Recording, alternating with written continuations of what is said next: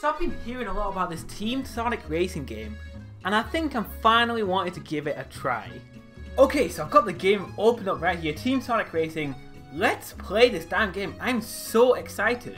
Let's fucking go.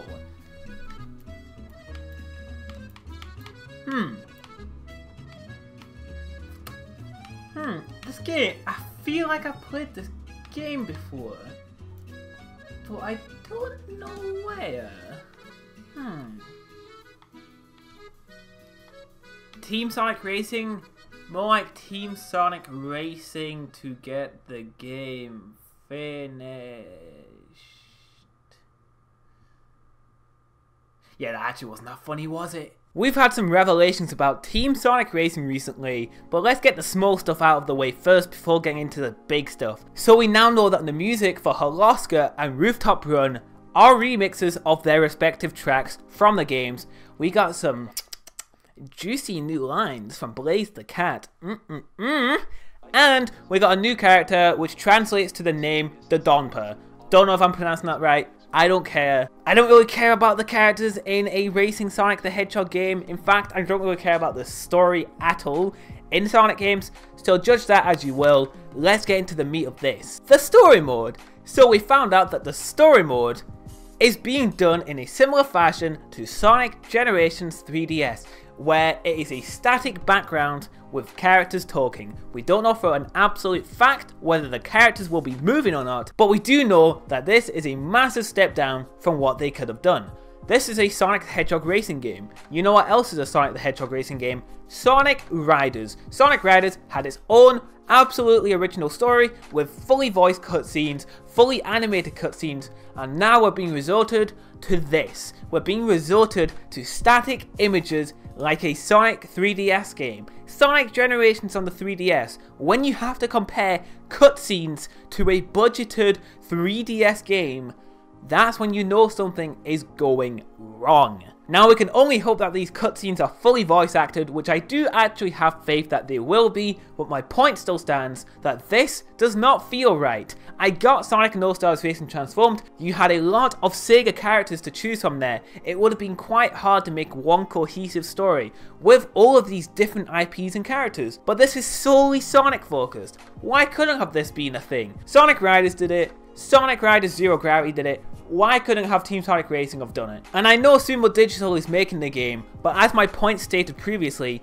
Sonic focused racing games have done this before. So there's not really an excuse for this, except for one that I will get onto later on in the video. So that's the story out of the way, and it turned out to be a huge disappointment from what we've seen so far. What makes the story even worse is that the story is being emphasized. We're getting a specific prequel comic focused to the story of the game. So the story obviously has some sort of significance, so why are they breaking it down into these static cutscenes? It does not make sense, and it is an overall huge disappointment on what this game could have done in terms of its story. But then we have the biggest news of all. We got the number of racetracks we're going to see in Team Sonic Racing, and the number of stages is 21. 21, which sounds decent, that's not bad. Sonic and All-Stars Racing Transformed had 24, 20 of them were original, and 4 were taken from Sonic and Sega All-Stars Racing. But what makes it bad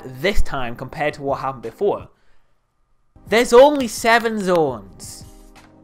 And if you know how to do your math, 7 zones would equal 3 racetracks per area. So we've seen Wisp Circuit for Planet Wisp. There are 2 other Planet Wisp racecourses to choose from. We got the reveal of the new Market Street track for Rooftop Run. There are still 2 other Rooftop Run racetracks, and this will be the same thing for all of the other areas in the game. If Green Hill Zone does in fact make an appearance, look forward to it, because there's going to be 3 different versions of it. 3 different versions of the same aesthetics. Now, this could work. They could actually make this work, and the main thing they need to do to make this work is to make sure these levels have actual gimmicks that make the stages stand out rather than them just being a skin of each other. If you're starting to blend the 3 different stages into one, that's when you know they failed. So if this happens in the final game, Sumo Digital failed in what they were trying to do, in trying to make these race courses unique to each other, because Planet Wisp does not have this. Ice Mountain does not have this. The only stage we've seen that does seem to have level specific gimmicks is Market Street, the rooftop run racetrack. We can see the characters bouncing off of springs and the characters supposedly bouncing off the balloons, the hot air balloons. It seems like that's what's happening, and that is cool. Give us more stuff like that. You're also driving on walls, which looks cool. Doesn't really have any resemblance to Rooftop Run itself, seems a bit out of place, but anything to make these stages feel more original than just being a skin of each other will absolutely make this game stand out more. But if they just do the skin route and all the 3 stages are exactly the same, but it's just a different layout and nothing else, then I'm gonna call them out for it, because that is crap. That is just not intuitive. It's lazy design, that is. That's absolute lazy design. I know it, everyone knows it. It's lazy design. And this is actually a similar thing they've done before. In Sonic and Sega All-Stars Racing, they also had this idea of doing 3 racetracks per area. But guess what, guys? That game was budget. They didn't have any original music, they reused every voice line from previous games, and if we are comparing Team Sonic Racing to that game, there's a problem going on. And that one problem right there, guys, is budget. This game is a budget game, and that would make the 3rd Sonic game in a row to be on a small budget. Now, all because you have a small budget does not mean your game can be bad. In fact, they've already proved to us that a small budget can still make your game incredibly good. My example, Sonic Mania. That game was on a budget. It is a 2D pixel styled game. Pixel graphics are obviously easier to make than full-on 3D animated models and 3D areas and 3D stages. But what did Sega do?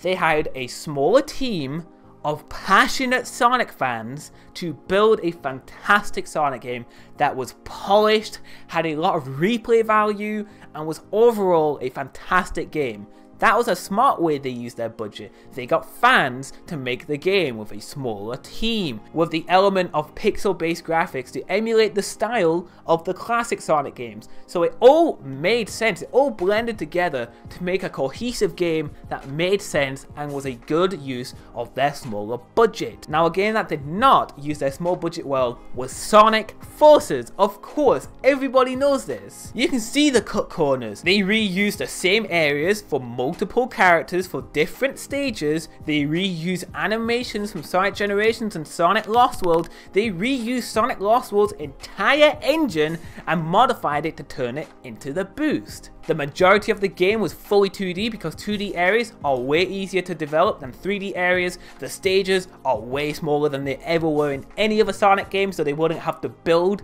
such large stages. The game is incredibly small in length, and the fact that the game was being sold at a budget price showed that the game was clearly on a small budget. It was way too obvious that it was on a budget, and it affected the quality of the game majorly. Don't go for something such big scale if you have a tiny budget, because it's going to show. And sadly, this is what's happening to Team Sonic Racing. We are easily seeing the elements of where they're cutting the corners. They're reusing areas from past games, they're reusing animations from past games, reusing the entire engine of Sonic and All-Stars Racing Transformed. The story's being limited to static cutscenes, and overall, it's so easy to tell that this is a budget game.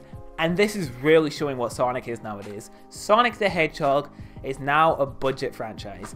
We are just getting games that have a small budget and overall don't feel premium anymore. Sonic Mania felt premium because they actually worked around the smaller budget in a smart way. Sonic Forces did not feel premium, this game does not feel premium, and that's why people think it looks so mediocre. The budget is just showing how mediocre this game looks.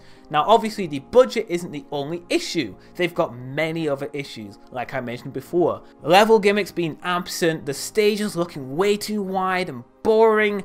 These are big issues, but the biggest issue that's stopping all of this is by far the budget. The budget is ruining this game, and I hope that in the future, Sonic Team, Sega, Sumo Digital anyone who works on the Sonic IP can actually work around this smaller budget to give us a premium experience. That is everything I've got to say, and that is why I'm underwhelmed with Team Sonic Racing so far. Peace out, guys.